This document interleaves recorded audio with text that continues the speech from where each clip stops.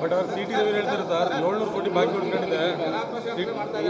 ರಾಜ್ಯ ಸರ್ಕಾರದ ಬೆಲೆ ಹೆಚ್ಚಳ ಖಂಡಿಸಿ ಮಾಡ್ತಾ ಇದ್ದಾರೆ. ಆದರೆ ಕೇಂದ್ರ ಸರ್ಕಾರ ಡೀಸೆಲ್ ಬೆಲೆ ಜಾಸ್ತಿ ಮಾಡಿದೆ, ಗ್ಯಾಸ್ ಬೆಲೆ ಜಾಸ್ತಿ ಮಾಡಿದೆ. ಅದನ್ನೇ ನಾನು ಹೇಳಿದ್ನಲ್ಲ, ಕೇಂದ್ರ ಸರ್ಕಾರ ಯಾವತ್ತೂ ಸಹ ಬೆಲೆ ಏರಿಕೆ ಜಾಸ್ತಿ ಮಾಡಿದಾಗ ರಾಜ್ಯ ಸರ್ಕಾರನೂ ಒಂದಷ್ಟು ಮಾಡಲೇಬೇಕಾಗುತ್ತೆ, ಅದು ಅನಿವಾರ್ಯ. ಸೊ ಕೇಂದ್ರ ಸರ್ಕಾರ ಮಾಡೋ ಪ್ರಮಾಣನೂ ನಮ್ಮದು ಲೆಕ್ಕ ಹಾಕಿದಾಗ ನಮ್ಮದು ಕಡಿಮೆ. ಕೇಂದ್ರ ಸರ್ಕಾರ ಕಳೆದ 12 ವರ್ಷ ಏನು ಮಾಡಿದ್ದಾರೆ ಮೋದಿ ನೇತೃತ್ವದಲ್ಲಿ ಅದು ಆಯಿತು. ಇದೇ ಜನತಾ ದಳದವರು ಕೇಂದ್ರ ಸರ್ಕಾರದ ಮೇಲೆ ಬಿದ್ದಿರಲಿಲ್ವಾ, ಗಲಾಟೆ ಮಾಡಿರಲಿಲ್ವಾ, ಪ್ರತಿಭಟನೆ ಮಾಡಿರಲಿಲ್ವಾ? ಈಗ ಅವ್ರ ಜೊತೆ ಇವರು ಸಹಕರಿಸ್ಕೊಂಡು ಬೆಲೆ ಏರಿಕೆ ಬಗ್ಗೆ ಮಾತನಾಡ್ತಾರೆ. ಏನು ಮಾಡಲಿಕ್ಕಾಗತ್ತೆ? ಸೊ ಒಟ್ಟು ನಮ್ಮ ರಾಜ್ಯ ಸರ್ಕಾರ ಜನಪರವಾದಂಥ ಕೆಲಸವನ್ನು ಮಾಡ್ತಾಯಿದ್ದೀವಿ. ಸಣ್ಣ ಪುಟ್ಟ ಏರಿಕೆ ಅದು ರೊಟೇನಿಂಗ್ ಪ್ರತಿ ವರ್ಷ ಬರ್ತಕ್ಕಂಥ ರೀತಿಯಲ್ಲಿ ಒಂದಷ್ಟು ಆಗುತ್ತೆ. ಆದರೆ ನಾವು ಕೇಂದ್ರ ಸರ್ಕಾರಕ್ಕೆ ಹೋಲಿಕೆ ಮಾಡಿದ್ರೆ ಆ ಪ್ರಮಾಣದ ಬೆಲೆ ಏರಿಕೆಯನ್ನು ನಾವೆಲ್ಲೂ ಮಾಡಿದ್ವಿ.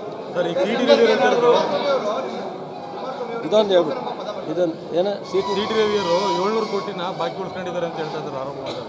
ಈಗ ಸಹಾಯಧನದಲ್ಲಿ 690 ಕೋಟಿ ನಮ್ಮ ಮಿಸ್ಟ್ರು ಬಸವರಾಜ ಬೊಮ್ಮಾಯಿಯವರಿದ್ದಾಗ ಬಾಕಿ ಇತ್ತು.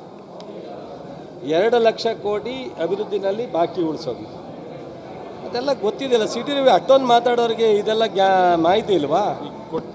ಸೊ ಅದರಿಂದ ನಾವು ಅದನ್ನೆಲ್ಲ ನಿಭಾಯಿಸ್ಕೊಂಡು ಈ ವರ್ಷ ಅಂತಿಮವಾಗಿ ಇನ್ನೊಂದು ಸ್ವಲ್ಪ ಕಾಂಟ್ರಾಕ್ಟ್ ಬಿಲ್ಲಲ್ಲಿ ಬಾಕಿ ಇದೆ ವಿನ ಎಲ್ಲ ಇಲಾಖೆಯ ಕಾರ್ಯಕ್ರಮದಲ್ಲಿ ಅವ್ರು ಬಾಕಿ ಉಳಿಸಿದಂಥವು ಅಂತಿಮವಾಗಿ ಬಂದಿದ್ವಿ. ಅದರಿಂದ ಅವರು ಸಿಟಿ ರವಿ ಮಾತಾಡೋದೇ ಚಪಲ. ವಿರೋಧ ಪಕ್ಷ ನಾಯಕರು ಅವ್ರ ಅಸ್ತಿತ್ವ ಉಳಿಸ್ಕೊಳ್ಳೋಕೆ ಮಾತಾಡೋದು ನಾವೇನು ಮಾಡಲಿಕ್ಕಾಗಲ್ಲ. ಕೇಂದ್ರ ಸರ್ಕಾರದವ್ರು ಯಾಕೆ ಮಾಡವ್ರೆ ಜಾಸ್ತಿನ? ನೆನ್ನೆ ಡೀಸೆಲು ಗ್ಯಾಸ ಏನಕ್ಕೆ ಮಾಡೋರಪ್ಪ? ನೆನೆ ಡೆಲ್ಲಿನಲ್ಲಿ ನಾವು 2,000 ಅವ್ರು 3,000 ಅನೌನ್ಸ್ ಮಾಡಿದ್ರಲ್ಲ, ಏನಕ್ಕೆ?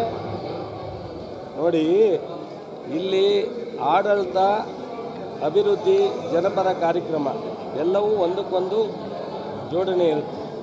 ಆದರೆ ಕಾಂಗ್ರೆಸ್ ಸರ್ಕಾರ ಕರ್ನಾಟಕದಲ್ಲಿ ಯಾವತ್ತೂ ಜನಪರವಾಗಿದೆ, ಪೂರಕವಾಗಿ ಮಾಡ್ತಾಯಿದ್ದೀವಿ. ನಮ್ಮದೇ ಆದಂಥ ಒಂದು ಇತಿಮಿತಿನಲ್ಲಿ ಜನಪರವಾಗಿ ಕೆಲಸ ಮಾಡ್ತೀವಿ.